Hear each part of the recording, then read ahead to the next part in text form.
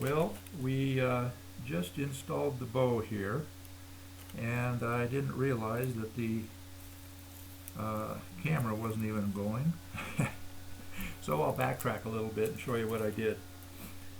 I had the bow setter set here, and I used a razor blade. You can use a X-Acto knife too, and I cut one slice from the outside edge of the bow to the outer edge of the hem on both sides. Did the same thing.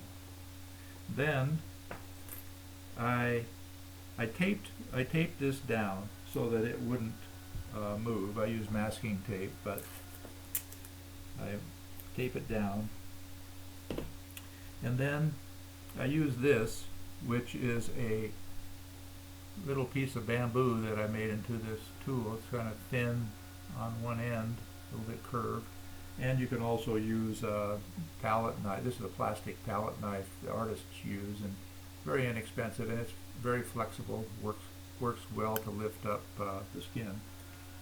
And then I just used a small piece of wax paper, put it on top of the glued portion of the bow so my fingers wouldn't stick to it, and then I lifted underneath the little tab that I just created at the very end, and then rolled that over onto the bow and the back of the skin, and did the same on the other side. Then removed the bow setter, and during the time the bow was in the bow setter, there were pieces of wax paper along the glued area of the kite skin, and I did that so that the bow would not make contact with the glued area and stick to the skin. I didn't want it to do that at this time. I did it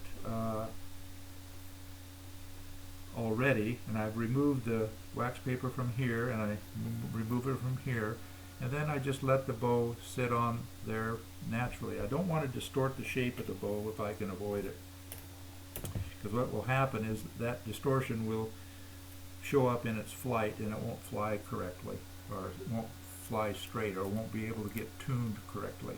Any number of things can happen.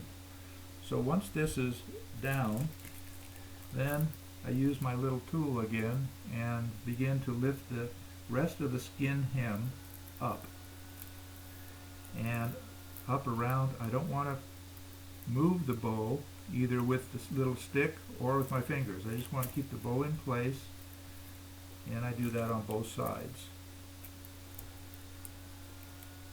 It's quite easy, and nothing too tricky about it, really. Once that's done, some kite makers cut off the remaining hem and use just the glued portion on the front side of the bow to hold the bow and skin together. I don't do that. I just gently roll this over with my fingers, and then my fingernail right along the back of the bow, and sometimes I use this to do it. But I just make sure that's glued well. I'd rather have it glued well and have a little extra there than chance the skin will come unbonded from the bow. Because this is curved, you'll get wrinkles in the hem. There's just no way to avoid that unless you cut it, and I prefer not to cut it any more than I have to. So now the bow's installed. We've already got the spine pre-glued, and we've already glued the spine line.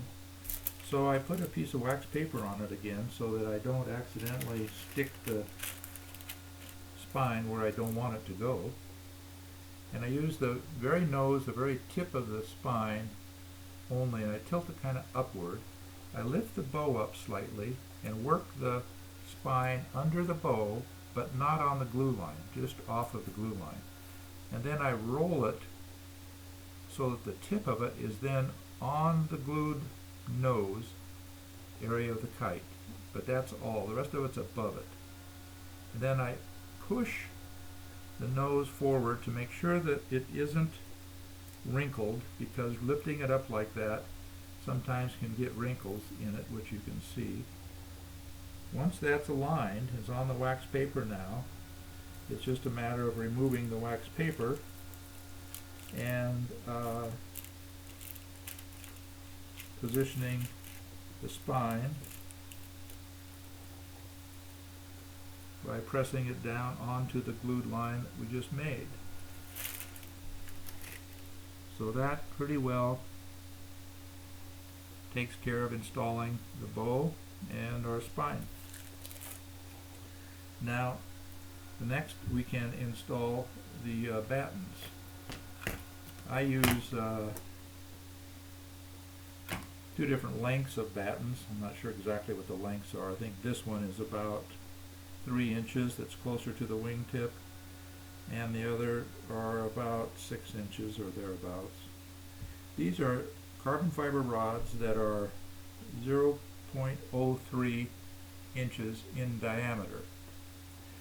And I use these battens to help minimize the kite's wing or skin from flopping around, especially when you're at the edge of the wind, and the wind might come around and cause the kite to knife edge or some other way fall out of the sky with you're having no control of it. And having the sail a little bit stiffer by the use of these battens seems to help minimize that a little bit, and it adds, I think, a little speed to the kite because it cuts down on the fluttering and flapping of the trailing edge of the kite. So to do this, we simply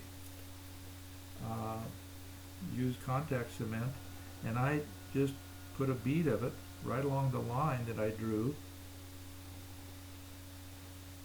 and sometimes it's not always a perfect line, that's for sure. And then I apply the batten directly to the wet glue. I don't let the glue dry and try to glue also the batten. The batten is small enough where I find I can just place it in the wet glue, and that's sufficient to hold it very well. And I'll do the next one here. And after I glue it, I put a piece of tape on each end, and sometimes I put a piece of tape over the entire batten. It just depends on